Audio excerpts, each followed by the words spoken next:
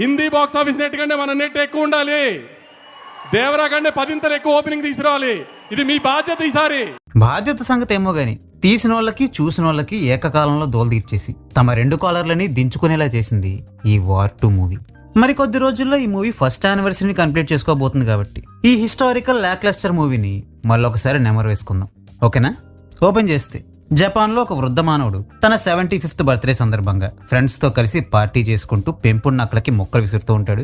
ఇంతలో కుర్రకొంక పరిగెట్టుకొచ్చి మన opposite gang వాళ్ళు మన మీద అటాక్ ప్లాన్ చేశారు, సో మీరు అర్జెంటుగా పెట్టే బేడ సర్దుకుని పారిపోండని ఆ వృద్ధుడికి చెప్తే అది విన్న ఆ పెంపుడు నక్క పరిగెట్టుకుంటూ పోయి ద్వారం దగ్గర గర్జిస్తుండగా మన కబీర్ చాలా గంభీరంగా సీన్ లోకి ఎంట్రీ ఇస్తాడు. కబీర్ ని చూసిన నక్కకి అమ్నీషియా వచ్చి విశ్వాసం లేని కుక్కలా బిహేవ్ చేస్తూ తోక ముడుచుకొని కబీర్ సైడ్ చేరిపోద్ది. ఆ వృద్ధుడి గ్యాంగ్ అంతా కటానాతో దోగ్గానే కబీర్ తను తెచ్చుకున్న గన్స్ ని పక్కన పడేసి మరి వాళ్ళ కటానాస్తో వాళ్ళనే నరికి చంపేస్తాడు. మన బర్త్డే బాయ్ హెలికాప్టర్ కి పారిపోతుంటే 2 ఎడ్డి లేడీస్ బ్రిడ్జి మీదకి వచ్చి మరి కబీర్ ని షూట్ చేయబోతారు. కబీర్ ఆ బ్రిడ్జ్ ని అంటూ ఊపేసి ఆ హెలికాప్టర్ ని స్పైడర్ మ్యాన్ టైప్ లో ఒక తీగను విసిరి క్యాచ్ చేసి బొంగరంలా గాల్లో ఎగురుకుంటూ ఆ పైలట్ గాని షూట్ చేసి కింద పడతాడు. జనరల్ గా ఎవడైనా అంత ఎత్తు నుంచి పడితే డైరెక్ట్ గా పాడెక్కేస్తాడు. బట్ మన కబీర్కి అసలు చావే లేదు కాబట్టి చాలా క్యాజువల్ గా లేచి కూర్చుంటాడు. అసలు ఈ జపాన్లు మర్డర్లు ఏంట్రా ఈ గోలంతా అంటే మన కబీర్ రా నుంచి బయటకు వచ్చి కాంట్రాక్ట్ కిల్లర్ లా మారి 15 months లో 20 మర్డర్స్ చేశాడని కబీర్ స్టాట్స్ ని కబీర్కే చెప్తుంటదో ఒక ఆవిడ. వెయిట్ 20 ఏంట్రా? ఇందాకే కదా ఆల్మోస్ట్ ఒక 100 మందిని లేపేశాడు. ఓహో, వీళ్ళు మెయిన్ టార్గెట్లను తప్ప కొలాటరల్ డ్యామేజ్ ని లెక్క చేయరన్నమాట. సో ఈ లెక్కన అసైన్మెంట్ కు ఒక 100 చొప్పున వేసుకున్నా కబీర్ ఈ పాటికి ఒక 2000 మందినైనా వేసేసి ఉండాలి. వామో, మామూలు కిల్లర్ కాదు మనోడు. ఎనీవే, కలి అనే ఒక గ్రూప్ ఉంది. వాళ్ళే ఈ అసైన్మెంట్లన్నీ నీకు ఇచ్చారు. నీకు ఇష్టం ఉన్నా లేకపోయినా వాళ్ళ కోసం నువ్వు పనిచేసి తీరాలని చెప్పి దోమల మందు కొట్టి కబీర్ని ఆ లేడీ పడుకోబెట్టేస్తుంది. కట్ చేస్తే కబీర్ హిమాలయాస్ లో కళ్ళు తెరుస్తాడు. చుట్టూ రికార్డింగ్ డాన్స్ స్టేజ్ మాదిరి లేజర్ లైట్లు దగదగలాడుతూ ఉంటాయి. ఆ లైట్లతో ఏర్పడ్డ వర్చువల్ కాల్లో కలీ టీం అపియర్ అయ్యి నీ ట్రాక్ రికార్డ్ తో మేము బాగా ఇంప్రెస్ అయ్యాం, బట్ ఎంతైనా నువ్వు ఒకప్పుడు రాలో పనిచేసావు కదా, అందుకే నీకు ఏదైనా టాస్క్ ఇవ్వడానికి కొంచెం ఆలోచిస్తున్నావు అంటే మీ సందేహాలు పోగొట్టడానికి ఎవరు నేసేయాలో చెప్పండి అంటూ మన కబీర్ కూయగానే అలా అయితే ముందు నీ వెనకున్నో నేసేరా అంటారు. కబీర్ వెనక్కి తిరిగి చూస్తే అక్కడ మన రా చీఫ్ లూత్రా ఉంటాడు. వాడిని చూసిన మన కబీర్ కి మైండ్ బ్లాక్ అవుద్ది. అసలు ఇక్కడ ఏం జరుగుతుందిరా అంటే 2 years back Luthra and Kabir Amsterdam లో మీట్ అవుతారు. ఆమ్స్టర్డామ్ లోనే ఎందుకురా అంటే దానికి ఏం రీజన్ ఉండదు, ర్యాండమ్ గా ఆమ్స్టర్డామ్ లో మీట్ అవుతారు. పాకిస్తాన్ మయన్మార్ అటాక్స్ వెనకాల కలీ కార్టిల్ ఉంది. ఇండియా సరౌండింగ్ కంట్రీస్ లో కొంతమంది ఏకమై ఇండియాని టార్గెట్ చేయడం కోసం ఈ కార్టిల్ ని స్టార్ట్ చేశారు. ఈ కార్టిల్ పేరైతే తెలుసుకున్నాం గానీ వాళ్ళెవరో ఎలా ఉంటారో మనకి తెలియదని లూత్రా చెప్తే అయితే నేను చీకట్లోకి పోయి వాళ్ళెవరో కనిపెట్టేస్తా అని కబీర్ అంటాడు. అదంత ఈజీ కాదురా బాబు, వాళ్ళతో కలవడానికి నువ్వు చాలా క్రైమ్స్ చేయాల్సి వస్తుందని లూత్రా అంటే yeah I will do it, India first అని చెప్పి మన కబీర్ కమిట్ అయిపోతాడు. బ్యాక్ టు ప్రెసెంట్ రైలు పట్టాలపై లూత్రాకి స్పాట్ పెట్టడానికి కబీర్ రెడీ అవుతూ నేను ఎలాగైనా మిమ్మల్ని కాపాడేస్తాను సార్ అంటే అది నీ వల్ల అయ్యే పని కాదు గాని మూసుకొని నన్ను లేపే, అప్పుడే నువ్వు వాళ్ళతో కలవగలవు, అంతేగాని ఇప్పుడు నువ్వు సొంత తెలివితేటలు వాడేవంటే నేను చావడంతో పాటు మన మిషన్ కూడా గంగపాలైపోతుందని నచ్చ చెప్పడంతో కబీర్ లూత్రాని చంపేస్తాడు. నిజానికి వీళ్ళిద్దరూ అక్కడ చేసిన ఎమోషనల్ పెర్ఫార్మెన్స్ ఎవడైనా చూసుంటే ఇదేదో తేడాగా ఉంది అని డౌట్ పడేవాడు. బట్ ఈ కలీ గ్యాంగ్ బుర్రలు ఖాళీగా ఉండడంతో కబీర్ గాడు మన సైడే అని నమ్మేసి కలీలో వన్ ఆఫ్ ద మెంబర్ అయిన బిజినెస్ మ్యాన్ గులాటి కబీర్ ని కలీలోకి జాయిన్ చేసుకుంటాడు. లూత్రా కూతురు కావ్య వింగ్ కమాండర్ అన్నమాట. ఆమె లూత్రా డెడ్ బాడీ దగ్గరకు వచ్చి ఏడుస్తుండగా కబీర్ లూత్రాని షూట్ చేసిన వీడియోని ఆమెకు చూపిస్తారు. కొత్తగా రా చీఫ్ గా అపాయింట్ అయిన విక్రాంత్ కావ్యాని పరామర్శించడానికి వెళ్ళినప్పుడు నేను కూడా మీ టీంలో జాయిన్ అయ్యి మా నాన్న మర్డర్ వెనుకున్న మిస్టరీ ఏంటో కనిపెడతానని కావ్య అంటది. ప్రోటోకాల్ ప్రకారం ఫ్యామిలీ మెంబర్స్ ని టీంలోకి అలౌ చేయమని విక్రాంత్ అంటే జీవితంలో ఒక్క రూల్ కూడా తినంగా ఫాలో కానీ నువ్వు కూడా రూల్స్ గురించి మాట్లాడుతున్నావా అని కావ్య విక్రాంత్కి పంచివేయడంతో దీని నోట్లో నోరు పెడితే నా పరువే పోయేలా ఉందని భయపడి విక్రాంత్ ఆమెని టీంలోకి తీసుకుంటాడు. ఈ ఎంబారస్మెంట్ చాలేదన్నట్టు పక్కనున్న విలాసరావు అనే మినిస్టర్ ఒకడొచ్చి మీలాంటి వాళ్ళు ఎంతమంది కలిసినా కబీర్ రోమాలు కూడా పేకలేరు కాబట్టి వాటిని పేకగలిగే హెయిర్ రిమూవర్ లాంటి మొనగాడిని మీ టీంలో పెడతానని ఒక స్పెషల్ యూనిట్ ఆఫీసర్ విక్రమ్ గురించి భారీగా ఎలివేషన్ ఇస్తాడు. కట్ చేస్తే ఆఫీసర్ సొమాలియాలో బందీ కాబడ్డ కొంతమంది ఆఫీసర్స్ ని కాపాడడానికి వెళ్తుంటాడు. యుఏవి సాయంతో ఎగురుకుంటూ పోయి గుట్టు చప్పుడు కాకుండా ల్యాండ్ అవ్వాలంటే ఎక్కువ వెయిట్ ని క్యారీ చేయకూడదు కాబట్టి వెపన్స్, హెల్మెట్స్, ఆఖరికి షర్ట్ కూడా విప్పేసి జూయిమని ఎగురుకుంటూ పోతాడు మన విక్రమ్ విత్ పులిగాండ్రింపు సౌండ్ ఎఫెక్ట్స్. ఎవరినైతే అటాక్ చేయడానికి పోయాడో వాళ్ళ బట్టల్ని వెపన్స్ ని లాగేసుకుని వాళ్ళనే మట్టి గర్పిస్తాడు మన విక్రమ్. సీను మారినా బీజం మారినా ఆ గాండ్రింపు సౌండ్ ఎఫెక్ట్స్ మాత్రం మన చెవులకి చిలును పెడుతూనే ఉంటాయి. స్టార్టింగ్ లో కబీర్ చేసిన ఫైట్ దారుణం అంటే ఇక్కడ విక్రమ్ చేసే ఫైట్ మరింత దారుణంగా ఉంటది. కట్ చేస్తే విక్రాంత్ తన టీంతో సమావేశమై ఎందుకు ఏమిటి ఎలా అని లూత్రా మర్డర్ గురించి డిస్కస్ చేసుకుంటూ కబీర్ ని పట్టుకోవాలంటే వాడికి ఒకప్పుడు నయనా అనే అమ్మాయి హెల్ప్ చేసి చచ్చిపోయింది కదా, ఆమె కూతురు ఎక్కడుందో కనిపెడితే కబీర్ ని పట్టుకోవచ్చు అనుకుంటారు. కట్ చేస్తే స్పెయిన్ లో నయనా కూతురు రూహి కబీర్ ఇచ్చే సింగల్స్ ద్వారా అక్కడున్న కబీర్ ని మీట్ అవబోతుంటే అక్కడే ఉన్న విక్రమ్ అండ్ టీం కూడా ఆమెని ఫాలో చేస్తుంటారు. ఈ విషయాన్ని మన గులాటీ గాడు కబీర్ కి మెసేజ్ చేసి చెప్పడంతో కబీర్ అలర్ట్ అయ్యి రూహిని కార్ కొట్టుకురమ్మంటాడు.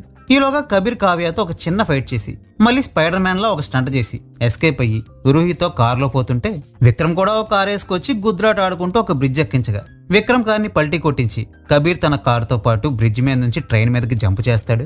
ఆ వెంటనే విక్రమ్ సోలోగా ట్రైన్ మీదకి జంప్ చేసి ట్రైన్ నుండి వేలాడుతున్న రూహిని కాపాడేస్తే కబీర్ అండ్ రూహి కారుతో పాటుగా పట్టల మీద కాసేపు స్కిడ్ అవుతారు. ఆ రాపిడి వల్ల ఆ కార్ బ్లాస్ట్ అయ్యే స్టేజ్ కి పోవడంతో విక్రమ్ ఇంజన్ కి బోగికి మధ్యలో ఉన్న కనెక్షన్ ని తీసేస్తాడు. యాజ్ ఎ రిజల్ట్ బోగిలు సేఫ్, ఇంజన్ ఒక్కటే కారుతో పాటు పేలిపోద్ది. అది పేలేలోపే కబీర్ అండ్ రూహి నీళ్ళలో దూకేసి కట్ చేస్తే మనాలిలో ప్రత్యక్షం అవుతారు. ఎక్కడ స్పెయిన్ ఎక్కడ మనాలి, అక్కడ నీటిలోకి దూకినోడు కట్టపన్నా ఇక్కడికెలా వచ్చేసాడు? మీకంటే మా స్వర్ణ సుబ్బారావు తీసిన విజేంద్రవర్మే బెటర్ కదరా అయ్యా. ఎనీవే మనాలిలో ఖలీద్ ఇంట్లో రూహిని పెట్టి కబీర్ పోయి గులాటీగాడిని కలుస్తాడు. గులాటీగాడు విలాసరావు అనే పొలిటీషియన్ గాడిని బ్లాక్మెయిల్ చేసి కలీ ఎంత పవర్ఫుల్లో చూపించడం కోసం విలాసరావు బ్రదర్ కలిపేష్ని వేసేయమని కబీర్కి అసైన్మెంట్ ఇస్తాడు. కట్ చేస్తే మళ్ళీ స్పెయిన్ లో ఒక డేట్ కోసం విక్రమ్ పోతే అక్కడికి అమ్మాయికి బదులుగా కబీర్ వచ్చి కలిసి ర్యాండమ్ గా విక్రమ్ కి కలీ గురించి వాడి సీక్రెట్ మిషన్ గురించి మొత్తం చెప్పేస్తాడు. ఇప్పుడు కబీర్ కి రా టీంలో అక్కడ హెల్ప్ కావాలన్న పాయింట్ వరకు నాకు అర్థమైంది గానీ ఆ సీక్రెట్ ని కబీర్ విక్రమ్ కే ఎందుకు రివీల్ చేశాడు? ఏటిందాక రూహిని కాపాడాడనా? ఆ మాత్రం దానికే ఒక మనిషిని నమ్మేసేంత వెర్రిపప్ప మన కబీర్. పాపం ఆ లూత్రాగాడేమో ఎడ్డి బ్రెయిన్ కబీర్ గారిని నమ్మి చచ్చిపోయాడు. వీడేమో ఇంత పెద్ద సీక్రెట్ ని ప్రతి ఒక్కడికి చెప్పుకుంటూ డ్యాన్సులు వేస్తున్నాడు. డ్యాన్సులు. కట్ చేస్తే ప్రైవేట్ జెట్ లో పోతున్న విలాసరావు ఫ్యామిలీని గాల్లో ఉండగానే అటాక్ చేయడానికి ఆ ఫ్యామిలీ మొత్తాన్ని అన్కాన్షియస్ చేసి ఫ్లైట్ లోకి దూరిన కలీ రిక్రూటెడ్ అసాసిన్స్ ని మన విక్రమ్ కుల్లబొడి చేస్తాడు. ఏదో మేడపెక్కి గాలిపటాలు ఎగరేసినంత ఈజీగా ఫ్లైట్ మీదకి ఎక్కి మరీ ఫైటింగ్లు చేస్తూ కబీర్ తో కలిసి రింగా రోజు ఆడుకుంటూ ఫైట్ పూర్తి చేస్తాడు. బట్ ఇక్కడ మేజర్ ట్విస్ట్ ఏంటంటే ఏ విక్రమ్ అయితే మన కబీర్ గుడ్డిగా నమ్మేసి అన్ని చెప్పేశాడు, ఆ విక్రమ్ కూడా కలీ కోసమే పనిచేస్తుంటాడు.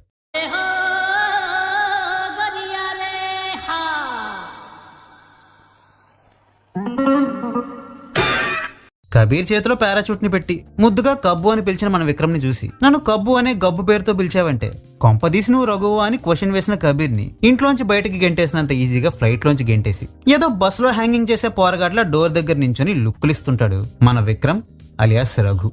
ఏం బాబు రఘు, చల్లగాలిని ఆస్వాదిస్తున్నావా? ఓ పంచి ఆ పైలట్ గారిని కూడా పిలు. ఇద్దరు ఆ గాలిని ఆస్వాదిస్తూ మంచిగా లుంగిలు కట్టుకుని నిన్న పిల్లలతో సాంగ్స్ పెట్టుకుంటూ ప్యాక్ ఆడుతూ మిక్సర్ తినండి. ఫ్లైట్ ఏమో దానంతట అదే వెళ్ళిపోతా ఉంటది. Anyway coming back to the story. అసలు ఇతను విక్రమా రఘువా? కబీర్తో ఇతనుకున్న లింక్ ఏంట్రా అంటే కబీర్కి ఒక 15 ఏళ్ళు ఉన్నప్పుడు అమ్మా నాన్నలు చనిపోవడంతో రోడ్డు మీద పడతాడు. రోడ్డు సైడ్ బచ్చాగాళ్ళు ఊరికనే కబీర్ని కొడుతుంటే ఆ అన్యాయాన్ని చూసి తట్టుకోలేని ఒక రోడ్ సైడ్ బచ్చా రఘు కబీర్ కోసం ఫైట్ చేస్తాడు. ఇంకేముంది, ఈ దెబ్బతో వాళ్ళిద్దరూ ఫ్రెండ్స్ అవుతారు. రఘు వాడికున్న పనికి మాలిన సర్వైవల్ స్కిల్స్ అన్ని కబీర్కి నేర్పిస్తాడు. వన్ ఫైన్ డే కబీర్ పోలీసులకు దొరికిపోవడంతో రఘు కూడా వెళ్ళి లొంగిపోతాడు. వీళ్ళని తీసుకెళ్లి బోస్టన్ స్కూల్లో వేస్తారు. ఆ స్కూల్ ని విజిట్ చేయడానికి వచ్చిన లూత్రా ఆ బచ్చాగాళ్ళకి ట్రైనింగ్ ఇచ్చి సోల్జర్స్ గా మార్చాలనుకుంటాడు. ఫిజికల్ టెస్ట్ అన్నిట్లోనూ కబీర్ అండ్ రఘు పాస్ అవుతారు గానీ పర్సనల్ ఇంటర్వ్యూలో మాత్రం రఘు కొన్న నోటి తొత్తర వల్ల ఫెయిల్ అవుతాడు. ఈ ట్రైనింగ్ తొక్క ఇవన్నీ వేస్ట్, రారా ఇక్కడి నుంచి పారిపోయి నెంబర్ 1 దొంగలైపోదామని రఘు అంటే కబీర్ దానికి అసలు ఒప్పుకోకపోవడంతో వాళ్ళిద్దరూ విడిపోతారు. ఇది వీళ్ళిద్దరి ఫ్లాష్ బ్యాక్. ఇదొక ఫ్లాష్ బ్యాక్, దీనికి ఒక buildup. Back to the present day. ఇంత జరిగినా విలాసరావు దేనికి భయపడకుండా టెర్రరిస్ట్లని అంతం చేస్తామని స్టేట్మెంట్ ఇస్తాడు. విచ్ మీన్స్ వాడి ఫ్యామిలీ పోయినా వాడికి ఏం ఫరక్ పడలేదు అని. ఈలోగా గులాటీగాడు రఘుకి కాల్ చేసి కబీర్ని అర్జెంటుగా వేసేయమంటాడు. దానికి రఘు, నేను అట్లీస్ట్ ఫైట్లైనా చేస్తా, నీకు తాగి పడిపోవడం తప్పితే ఇంకేం రాదు కాబట్టి ఫస్ట్ వాడు నిన్ను వేసేయకుండా జాగ్రత్త పడు, నీ లొకేషన్ ని నాకు అర్జెంటుగా వాట్సాప్ చేయమంటాడు. అట్ ప్రెసెంట్ మన గులాటీ అరేబియన్ గల్ఫ్ వాటర్స్ లో ఒక యాక్ట్ వేసుకుని తిరుగుతూ ఉంటాడు. స్పెయిన్ నుంచి చిటికలో మనాలికి పోయిన వాడికి గల్ఫ్ వాటర్స్ కి రావడం పెద్ద మ్యాటర్ కాదు కాబట్టి మన కబీర్ ఆ యాట్ కి పోయి ఇండియా ప్రైమ్ మినిస్టర్ ని టార్గెట్ చేసిన కలీ మెంబర్స్ కి వార్నింగ్ ఇస్తాడు.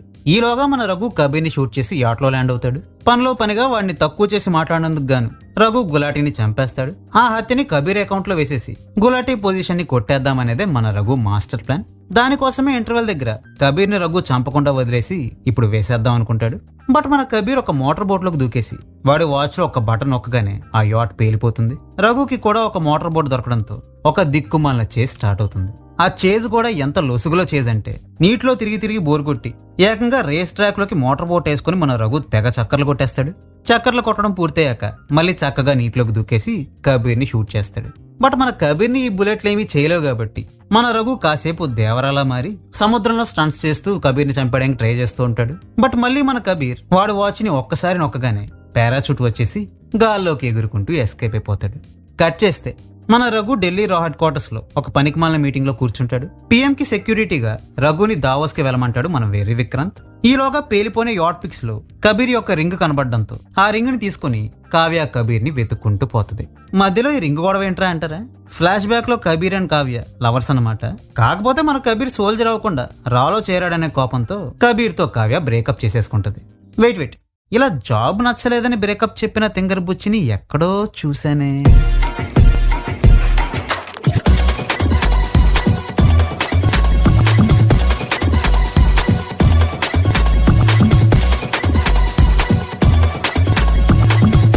అమ్మ దోపు ఆ క్యారెక్టర్ తాలూకు హ్యాంగ్ ఓవర్ ఇంకా దిగలేదా ఏమకి? ఎనీవే ఆ రింగు పట్టుకెళ్లి కబీర్ని కలిస్తే కబీర్ అసలు విషయం ఏంటో చెప్పాడంతో కావ్య కన్విన్స్ అయిపోయి పిఎం దావోస్ మీటింగ్ గురించి కబీర్కి చెప్తుంది. మరి పనేదో స్పెయిన్ లోనే చేసున్నా ఆర్ఎల్స్ ఆమెకి ఫోన్ చేసి చెప్పున్నా ముందు నుండి ఆమె హెల్ప్ చేసి ఉండేది కదరా వెర్రి కబీరు. అయ్యో రామా, నాకు ఐడియా తక్కువ లేదండి. ఎందుకు వస్తుంది? నీకు అసలు బుర్ర పని చేస్తేనే కదా. సరే ఈ మ్యాటర్ని పక్కన పెడితే ఈలోగా మన రఘు కూడా పోయి కలీ టీంని కలిసి గులాటిగాడి పొజిషన్ తీసుకుని పిఎంని కబీర్ని ఇద్దరిని చంపేసి వాడి క్యాలిబర్ ఏంటో చూపిస్తానంటాడు. కావ్య అండ్ కబీర్ సారంగ్ని కలిసి దావోస్ మీట్ లో ఉన్న థ్రెట్ గురించి చెప్పాలనుకుంటే సారంగ్ వాళ్ళని ఒక ప్లేస్ కి రమ్మని చెప్పి వాళ్ళని చంపడానికి మనుషులు పంపించడంతో కబీర్ కి సారంగే అసలు దొంగని క్లారిటీ వచ్చేస్తుంది. మరలాంటప్పుడు కలి ఎందుకు సారంగ్ ఫ్యామిలీని వేసేసిందని కావ్య అడిగితే అలా చేస్తే సారంగ్ మీద ఎవరికి డౌట్ రాదు కాబట్టి ఫ్యామిలీ మొత్తాన్ని పనంగా పెట్టి మరి ఇదంతా ప్లాన్ చేశాడు. సో దట్ పిఎం సచ్చాక నెక్స్ట్ పిఎం సారంగ్ అయిపోవచ్చన్నది సారంగ్ ప్లాన్ అని కబీర్ చెప్తాడు. సో ఈ సిచ్యువేషన్ లో కబీర్ అండ్ కావ్య 2 పిస్టల్స్ పట్టుకుని ఆ గ్యాంగ్ మొత్తాన్ని వేసేస్తుండగా ఈలోగా విక్రాంత్ బాయ్ మిషన్ గన్ తో వచ్చి ఖైదీ సినిమా క్లైమాక్స్ ని కూనీ చేసే వాళ్ళలో తను కూడా ఉన్నాడని ప్రూవ్ చేసుకుంటాడు. బాబు కబీర్, నీకంటే నేను సీనియర్ కబీర్. అసలు లూత్రాగాడికి కలీ గురించి చెప్పిందే నేనని వాడికి వాడే ఎలివేషన్లు ఇచ్చుకుంటాడు మన విక్రాంత్. అంటే ఈ లెక్కన విక్రాంత్కి కూడా కబీర్ మంచోడని తెలుసు, అయినా కూడా కావాలనే ఊసిపోక కబీర్ మీద విక్రాంత్ స్పెయిన్ లో అటాక్ చేయించాడు అనుకోవాలి. అంతేగా, అంతా మీ ఇష్టం అయిపోయిందిరా. సో నెక్స్ట్ ఏం చేయాలి, పిఎంని ఎలా కాపాడాలి అని ఆలోచిస్తూ ఆ గ్యాంగ్ లో ఒకటి చేత రఘుకి కాల్ చేయించి కబీర్ని లేపేశామని అబద్ధం చెప్పిస్తాడు కబీర్. ఆ నెక్స్ట్ డే పిఎంకి సెక్యూరిటీగా ఉంటూ పిఎంని వేసేయడానికి ప్లాన్ చేసిన రఘుని నువ్వు పిఎంతో కాదు పోయి ఆ సారంగాడికి సెక్యూరిటీ ఇచ్చుకో, కబీర్ కన్ను వాడి మీదే ఉందని చెప్పి విక్రాంత్ రఘు ప్లాన్ ని స్పాయిల్ చేస్తాడు. సారంగాడేమో నువ్వు నాతో ఉన్నావేంట్రా బాబు, పోయి పిఎంని సంపరా అంటే నిన్న మనం కబీర్ మీద చేయించిన అటాక్ వల్లే ఇప్పుడు మన ప్లాన్ స్పాయిల్ అయ్యింది. అయినా ఏం పర్లేదు, ఎలాగో కబీర్ పోయాడని కన్ఫర్మ్ అయింది కాబట్టి ఇంకో 43 minutes లో పిఎంని వేసేస్తానని పెద్ద పోటుగాడ్ల మన రఘు సారంగ్కి భరోసానిస్తుండగా సారంగ్ బుర్రలో బుల్లెట్ దిగిపోద్ది. సారంగ్ ఫోన్ కి కాల్ చేసిన కబీర్ నేను ఇంకా పోలేదురా బిడ్డ అని రఘుని వెక్కిరించి రఘుకి కూడా ఒక బుల్లెట్ ని దింపుతాడు. బట్ సేఫ్ ప్లేస్ లోనే దింపుతాడు సో దట్ రఘు చావకుండా ఉండాలని. ఇంత పెంట అయింది కాబట్టి ఆబ్వియస్లీ దావోస్ సమిట్ క్యాన్సిల్ అయిపోద్ది. ఈలోగా హాస్పిటల్ బెడ్ మీద ఉన్న మన రఘుతో కలీ గ్యాంగ్ మా సారంగ్ ఎలాగో పోయాడు కాబట్టి నిన్ను కూడా లేపేసి మేము మూసుకు కూర్చుంటాం అంటే ఒరే బుర్ర తక్కువ సన్నాసులరా, ఆ ముసలిని నమ్ముకుని ఇదంతా చేశారేంట్రా? ఒకవేళ వాడు ఇలా కాకుండా ఏ అరటి తొక్క మీదనో కాలేజ్ జారిపడి చచ్చినా ఇలాగే ఏడ్చేవారా? ఇది కాకపోతే మీకు ఇంకో ప్లాన్ బి ఉండి వస్తుంది కదా, అదేంటో నాకు చెప్పి చావండి. వితిన్ 24 hours పని ముగించుకొచ్చేస్తానంటాడు. ఆ వెంటనే కబీర్కి కాల్ చేసి ఇక చాలా నాయనా ఈ గోల, ఈ రాలు కలీలు ఏమీ వద్దు, ఇద్దరం ఒంటరిగా కలిసి కుమ్మేసుకుని ఎవడి సత్తా ఏంటో నిరూపించుకుందామని చెప్పి ఇన్నాళ్ళకు పనికొచ్చే మాట చెప్తాడు. దానికి కబీర్ కూడా ఒప్పుకుంటాడు. ఎక్కడో తెలియదు గాని మొత్తానికి ఒక మంచు గుహలో ఇద్దరు కలుసుకుంటారు. ఇక్కడ కబీర్ని అక్కడ పిఎంని ఒకేసారి వేసేసేలా రఘు ప్లాన్ చేస్తాడు. అక్కడ పిఎంని విక్రాంత్ అని కావ్య సేవ్ చేస్తుంటే ఇక్కడేమో వీళ్ళిద్దరూ ఒకరినొకరు కుల్లబొడి చేసుకుంటూ ఉంటారు, ఏవేవో పీల్ చేసుకుంటూ ఉంటారు. పిఎం సేవ్ అయ్యాడని రఘుకు తెలియడంతో బీపీ మరింత పెంచేసుకుని ఇంకా గట్టిగా ఒకరినొకరు కొట్టేసుకుని తండూరి చికెన్ కి ఊసగుచ్చినట్టు ఒకరికొకరు ఊసలు మంచుగడ్డలు దింపేసుకుంటారు. కబీర్ కంటే రఘుకి ఐస్ ముక్క గట్టిగా దిగిపోవడంతో ఆ ఐస్ దెబ్బకి రఘు కొంచెం సల్లబడి తన ఓటమిని ఒప్పుకుంటాడు. దింపాల్సిన ఐస్ మొక్కల్ని దింపేసింది చాలక ఏమీ ఎరగని వాడిలాగా నువ్వే ఫస్ట్, నువ్వే గెలిచావు, నువ్వే నా గురువు అంటూ కవర్ డ్రైవ్ లేవడం స్టార్ట్ చేస్తాడు మన కబీర్. ఏమయ్యా కబీర్, ఈ మొక్కేదో వాడెవడో నీకు తెలిసినప్పుడే కూర్చుంటే వాడి ఈగో సాటిస్ఫై ఉండేది, మాకు ఈ తలనొప్పి తప్పేది. అసలు ఇంత గొడవ కూడా జరిగేది కాదు కదా. పైగా ఇంతోటి దానికి నా అన్వేషణ ఛానల్ అన్వేష్ కూడా వేయనని ట్రిప్పులు వేశారు కదరా మీరిద్దరు. ఏంటి గైస్, ఇక్కడితో సినిమా అయిపోయింది అనుకుంటున్నారా? లేదు లేదు. గాయపడ్డ రఘుని కబీర్ కాపాడేస్తూ ఒక 9 months బ్రేక్ తీసుకొని వీళ్ళిద్దరూ కలిసి Russia, Pakistan, France, China, Myanmar, శ్రీలంకకి పోయి కలి గ్యాంగ్ మొత్తాన్ని నలిపినట్టు నలిపారేస్తారు. బ్రతుకుంటే మళ్ళీ కలుద్దామని చెప్పి ఎవరి దారుణాలు వెళ్ళిపోతారు. ఇలాంటి ఒక దిక్కుమాలిన కథతో తీసిన సినిమా డిస్ట్రిబ్యూషన్ రేట్స్ కొనేసి కాలర్స్ ఎగరేసి ఎలాగోలా దీన్ని ఇండస్ట్రీకి కొట్టించేయాలని మనకు ఒక బాధ్యతని ఇచ్చేశాడు ఓ మహానుభావుడు. ఆ మహానుభావుడికి ఇకనైనా మెదడు పనిచేయాలని కోరుకుంటూ ఈ వీడియోని ఇక్కడితోనే ముగిస్తున్నా. వీడియోని ఎండ్ చేసే ముందు ఒక చిన్న మాట. ఇవేవో ఒక పర్టికులర్ హీరో మీద ఉన్న హేటెడ్తో చేస్తున్న వీడియోస్ ఏం కాదు గైస్. సినిమా నచ్చితే పొగుడుతాం, నచ్చకపోతే జోకులు వేసుకుంటాం. అది ఏ హీరో సినిమా అయినా సరే. ఇది మీకు అర్థమైతే నన్ను ఎంకరేజ్ చేయండి. అర్థం కాకపోతే సినిమా ఎలా ఉన్నా భజన చేసే బ్యాచ్ ఒకటి ఉంది కదా, వాటిని ఆదరించి హ్యాపీగా ఉండండి. ఇంతటితో ఈ వీడియో సమాప్తం. మళ్ళీ ఇంకో వీడియోతో కలుద్దాం. అంతవరకు సెలవు. టాటా బాయ్.